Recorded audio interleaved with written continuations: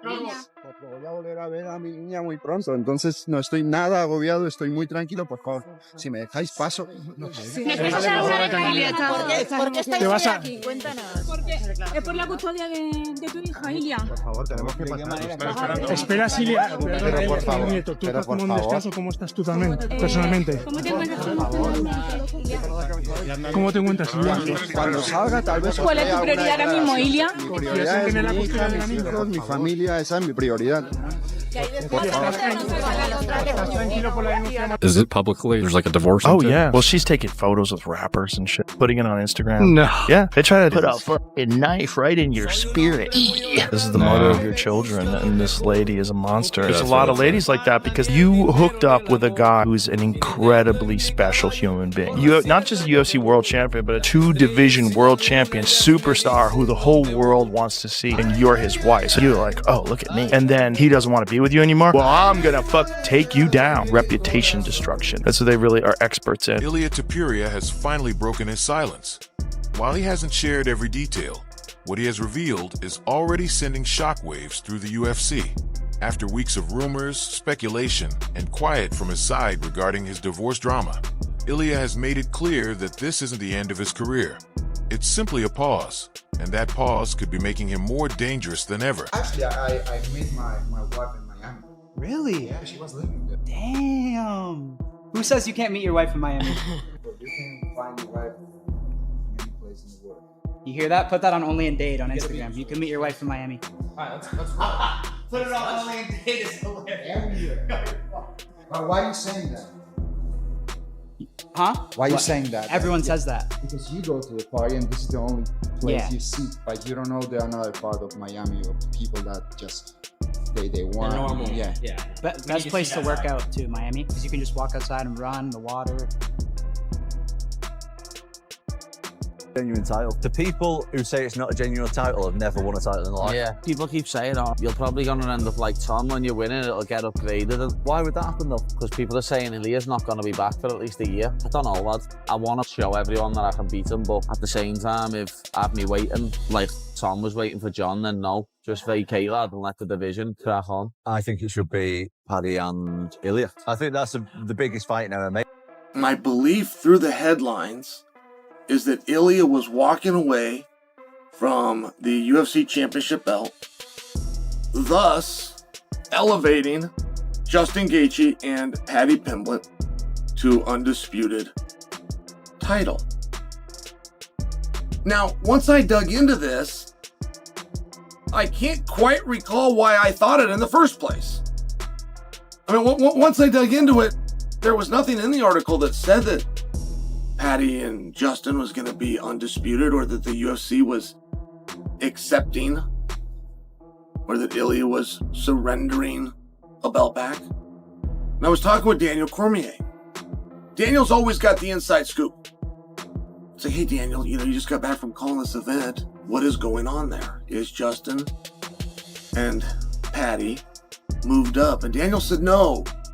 He said that essentially in all of these articles and all of these news waves that have now just come out on Ilia Topuria, it's repackaging what we already knew. It was Ilia coming in front of this thing and saying, hey, I'm dealing with some big stresses in my personal life, and one of the great concerns that I have is that there's going to be a claim made against me for domestic violence, and I'm sitting here and I'm just waiting for this shoe to drop. And until it does, and until I can deal with that, try to work my own personal things back into order, I won't be competing. Now, I think a lot of you are going to hear what I just said and go, hey, Chael, you're 2 weeks late on the story. No, that is the story. The story is that this made headlines for something that we were already told a couple of weeks ago, and there is no escalation from that, meaning Ilia Topuria is not vanquishing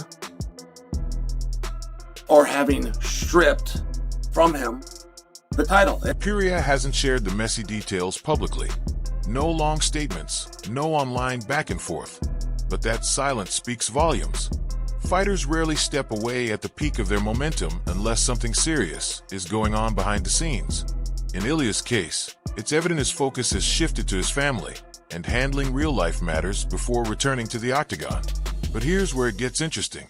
Despite the chaos, Ilia has made it clear he fully intends to come back once everything is settled. Anybody get under your skin? Does anybody get under your skin? Somebody that knows to say something that triggers. I see your face is saying something though. I think the only person is my wife. She's the only person. I'm not gonna say I have a ton of confidence in this, but if it comes true, it'd be a cool prediction to have, and that is Ilia comes back. But the bolder prediction is he loses. He comes back too soon, still dealing with all this bullshit, and ends up losing because he's not in the right headspace. But I think Ilia is a smart guy. That's why I'm, kind of on the fence about this prediction a little bit, right? I'm not saying like, I really believe his prediction or anything. But man, fighters don't like not fighting. They don't like sitting on the sidelines. I can speak from my own experience. Every time I got injured and someone wants to watch a UFC card, it's hard to watch. You can't sit there and watch it. You want to be the guy in there. You want to be the one that people are watching.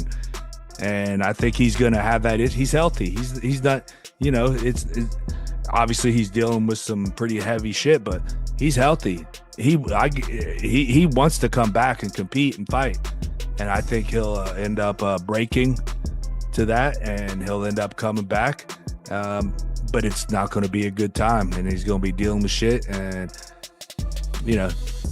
that's kind of two bold predictions, to be honest. So I do boxing classes, wrestling classes, because when the training camp comes, I try to mix it up and polish everything that I have been able to learn, everything that worked for me in wrestling and boxing. I want to develop all the time my knowledge. I want to get better all the time. And I can get better if I only go and train MMA. I need to learn new techniques like in BJJ. You never end up learning. One thing is what you know, and the other is what you do with what you know. Who do you think should be next for Ilia? Who should be next for Ilia? 55 has always been so cloudy at the top. Maybe Gaethje. I think him going to 170 to fight Islam, if Islam wins, is a stretch. Islam's big, man. I've never seen Ilia in person, but he seems smaller. I know obviously he can knock anyone out. I do think if they fight, Ilia can knock anybody out from 45 to 170. He has the skills, the power, the technique, and but we've just never seen him in there with somebody that big and somebody with that caliber of wrestling. But I think he should defend the 55 title a few times before that's talked about. We'll see. Something happened with you and Patty, or yeah, something happened with you guys, right? Yeah. What was that all about? I saw the video. He said some stupid shit about Georgia, about my country. He said something like, "Now I understand why Russia is throwing bombs to Georgia." And like, bro, you never live in a situation where your country had a war. I lived there in 2008. Don't joke with that. He said that on Twitter. And then you went and you guys were at the same event and you ran into each other? I saw him and I went after him like boom. And it wasn't promotion. And when he returns, he expects to pick up right where he left off. No rebuilding phase, no tune-up fights, straight back into the fire. That's where the UFC heavyweight picture gets complicated. While Ilia stepped away, the division didn't pause. His absence forced the UFC to reshuffle its plans, paving the way for an interim title fight, with Paddy Pimblett now set to face Justin Gaethje. Ilia Topuria versus Paddy is one of the truest grudges that we have in our sport right now. Some of you might not have known about it, and the rest of you might have forgot about it. But that B-roll and footage exists every bit as much as Masvidal and Leon exist. Ilia and Paddy exist. But how do we get there? One thing that Paddy said about his career, he said, fight Gaethje and then I'll go deal with Charles. But he had a different idea if Ilia won. If Ilia wins and that's the big grudge match, move Gaethje out of the side, he's ready for the title right now. Paddy Pimblett did come in the cage tonight. There's Arman Tsarukyan, there's Justin Gaethje. Is that the fight that you want more than anything else? Yes, that's the fight that I want. With Charles, I had a little bit difficult situation because I really like the guy. He's an amazing human being. But at the end, I was like, this is competition. I have to do my job. But with Paddy, I'm really going to enjoy it, kicking his ass. A matchup that exists only because Ilia couldn't commit to a long-term return timetable. That choice alone has completely shaken up the division. If Paddy wins that interim belt, the storyline writes itself. Ilia Topuria returning from personal turmoil stepping back into the cage to face a red-hot, outspoken, controversial Paddy Pimblett, with everything on the line: titles, momentum, reputation, and pride. And make no mistake, Ilia is well aware of this.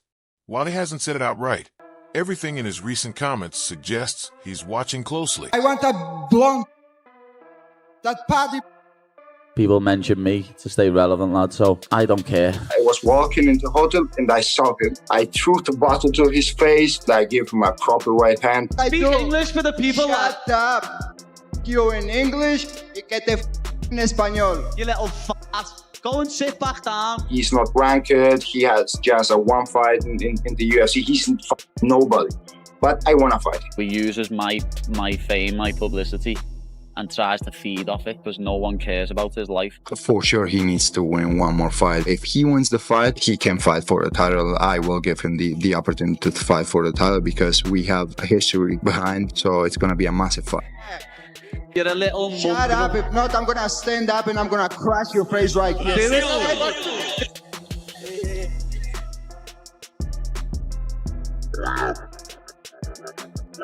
Waiting, letting the division move while he prepares quietly. Fighters like Ilia don't vanish, they reload. The MMA community is divided. Some believe the divorce drama will mentally drain him, while others think it will fuel his fire. History shows that fighters returning from personal heartbreak often come back with a different edge. Colder, sharper, more ruthless. And Ilia has always been that type of fighter. The frightening part? He hasn't even started speaking yet. No interviews, no podcasts, no long explanations. Just controlled silence and subtle hints that his comeback is already in motion. So, the real question isn't if Ilia will return, but whether the division will be ready when he does.